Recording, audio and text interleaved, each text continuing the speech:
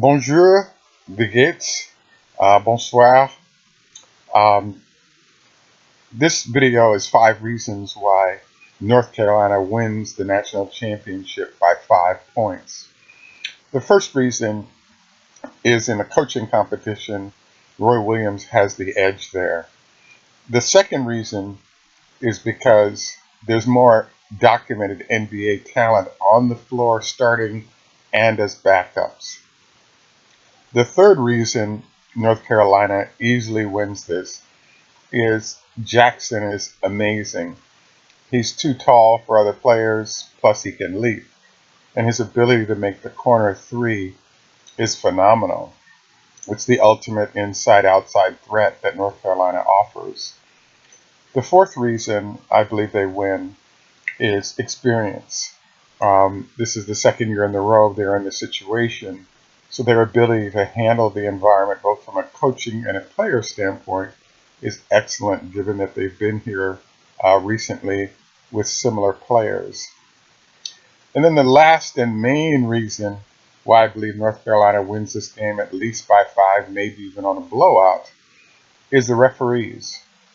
So I point this out because if you look at their last game against Oregon, there was a play in which there was a player that was guarding the point guard for North Carolina, and that point guard took a shot from about 8 feet to the left of the basket. After he took the shot, a high riser, I think it was Bell from Oregon, jumped over his own man into the air and blocked the basketball. There was a foul called, except for neither of the Oregon players were within 3 feet of the guy who took the shot. So the question that you might come up with is, how can you call a foul against someone who is 3 or 4 feet away from the player they're supposed to be fouling? And the answer is referee bias. So the fifth and most important reason why North Carolina wins is that in a tight game, if they're going to get 3 or 4 calls consistent with being, in essence, a home team while on the road, then in order to win, the other team, in essence, has to be up between 4 to 6 baskets late in order to win.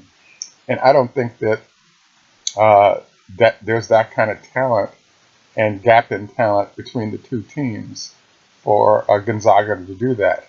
But I'm highly confident that we'll see ridiculous calls, exactly like what we just saw against Oregon, because a couple of those, if not 3 of those calls, were horrible, and the refs should be fired and fined.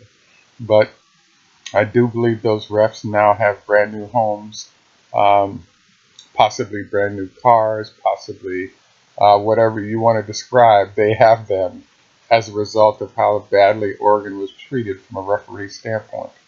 So I know they're going to get similar consideration, because even if you have refs that are not from their conference, the pedigree that North Carolina has, combined with the amount of cash that's available for poorly paid referees per game at this level, means that on calls that are not reviewable, North Carolina will get the advantage. So good luck to Gonzaga. I always root for the underdog. I am rooting for them. I don't think they can win, because I think the refs are going to create a few opportunities for North Carolina in terms of key fouls to important players, or phantom fouls like they did against Oregon, to make sure North Carolina wins.